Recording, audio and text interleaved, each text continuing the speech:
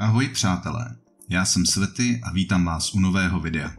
V dnešním videu si povíme něco o tom, jak cesta za mým snem pokračuje a také o tom, proč Svetyho cesty končí. Neskončí úplně v tom smyslu, že by tohle bylo poslední video, ale nebudu se tomuto kanálu věnovat tak aktivně. Videa již nebudou vycházet pravidelně, ale o tom později. Vše se v průběhu videa dozvíte, takže zkuste vydržet až do konce. Víte, že jsem vám povídal o tom, že se chci stát parašutistou. Tuhle informaci jsem vám sdělil ve videu Základní parašutistický výcvik, které vyšlo minulý rok. V letošním roce se to začalo vyvíjet tak, že jsem se stal členem paraklubu Liberec a postupně se začal všemu, co je potřeba vědět a umět, učit.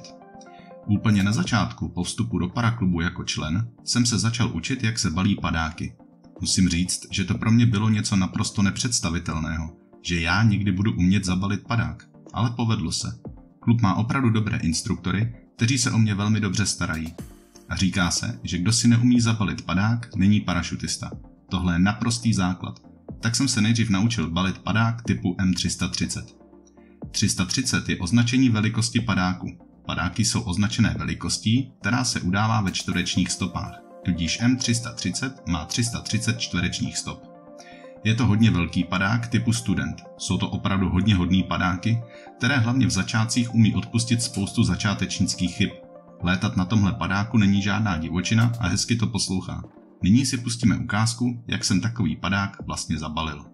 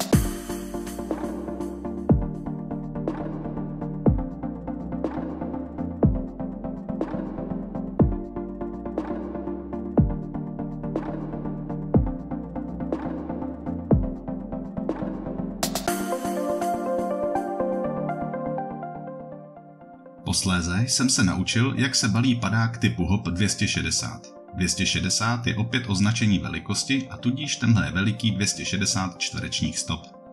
Je o něco menší než 330, ale stále dost veliký a též typu student. Tento padák se balí úplně jiným způsobem, než co jsem se naučil předtím. Tenhle se balí takzvaně přes rameno a musím říct, že jsem měl v hlavě pěkný guláš. U M330 jsem u třetího balení balil už sám a instruktor jenom dohlížel, abych nikde neudělal chybu. Postup jsem si krásně pamatoval. HOP 260 mi trval o trochu déle. Když už jsem věděl, jak ho mám poskládat, tak jsem ho posléze nedokázal uložit do kontejneru. Kontejner je takový obal, do kterého se celý padák schová. Do gumiček se pak poskládají šňůry a pak se to celé zavře do postroje. Tento typ balení jsem kompletně zvládl až na 10. pokus, ale povedlo se a dnes už mi to nepřijde tak složité. Čím víc toho zabalím, tím jednodušší mi to přijde. Teď si opět pustíme ukázku, jak jsem HOP 260 zabalil.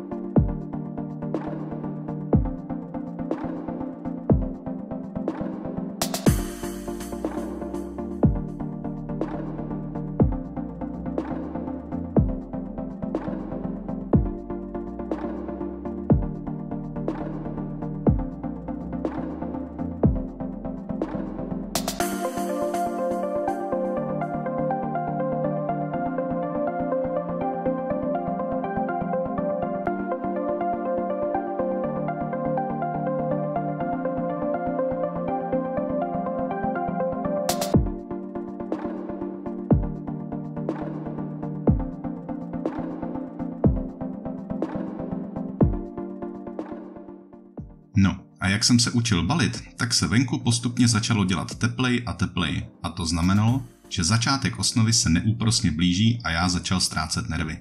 Přeci jenom jsem na úplném začátku a stále z toho skákání mám strach. Tak mi bylo řečeno, že je to normální a prošli si tím všichni. Klukům v klubu opravdu věřím, tam není prostor pro lži a klamání. Proto když řekli, že je to normální, přestal jsem se za svůj strach stydět a začal s ním bojovat a pracovat s ním. Posléze mi kluci doporučili, abych navštívil větrný tunel a vyzkoušel si to. Jaké to bude, až budu padat volným pádem a budu na to sám bez instruktora na zádech. Abych si trochu osahal, jak mám vlastně tělo za volného pádu ovládat a jak se do toho vzduchu položit. Takže jsem se do tunelu objednal a nyní si pustíme ukázku, jak mi to tam vlastně šlo.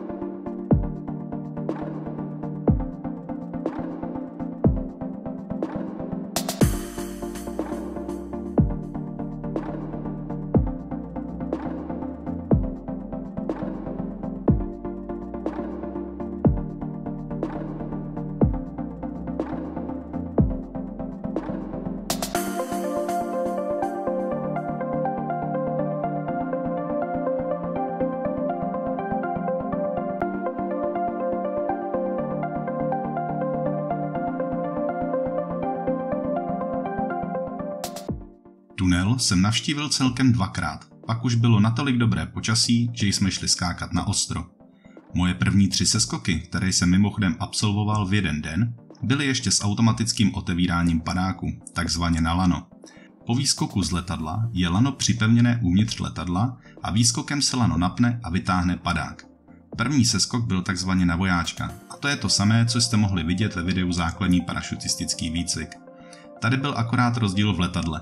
Letos moje první 3 nebyly z Anduly, ale z Brigadíra L-60S.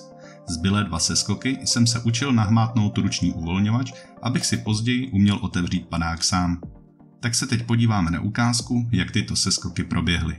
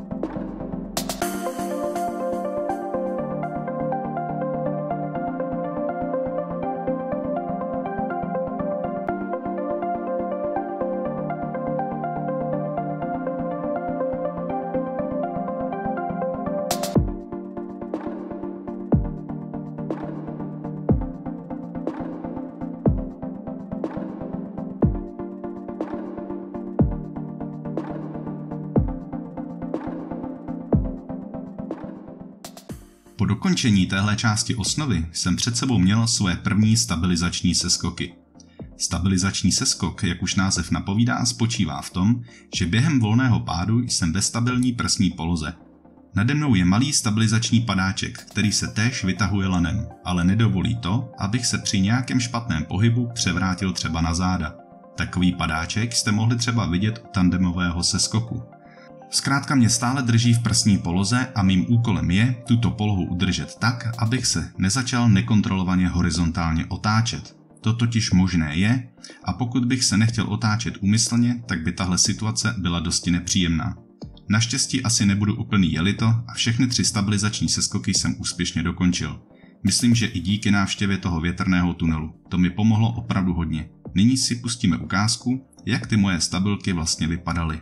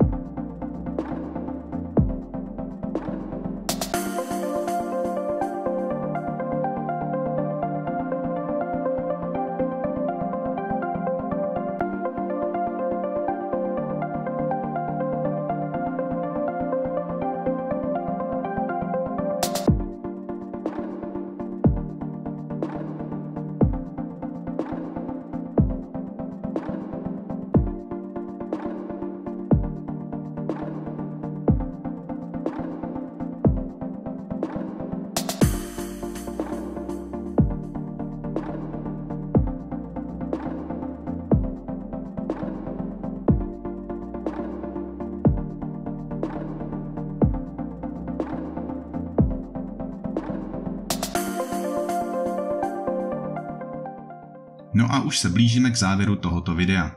Před sebou mám ještě jednu stabilku s výdrží pádu 10 vteřin.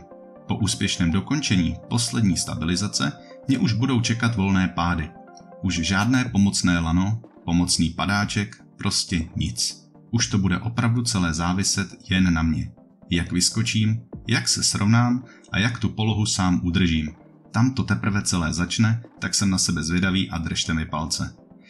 No a tohle celé je důvod, proč Světyho cesty v uvozovkách končí. Většinu volného času trávím na letišti a výcvikem. Natáčet videa nestíhám a hlavně už to dost leze do peněz. On skydiving není laciný sport a oboje najednou dělat nezvládnu. jak časově, tak finančně. Žádné video totiž není zdarma. Benzín stojí peníze a dokonce i technika mě už stála dost peněz. Dál už to aktivně nezvládnu financovat. Proto jsem se rozhodl dát přednost skydivingu před YouTubem. Ten sport se mi líbí a baví mě to. Když bude někdy příležitost, tak občas nějaké video udělám, ale bude to už velmi zřídka. Příležitostně sem přidám občas video ohledně skákání, abyste viděli, jak se mi daří. Ale ta aktivita tady bude už opravdu velmi malá. Takže se všichni opatrujte, držte mi palce a někdy v budoucnu na viděnou.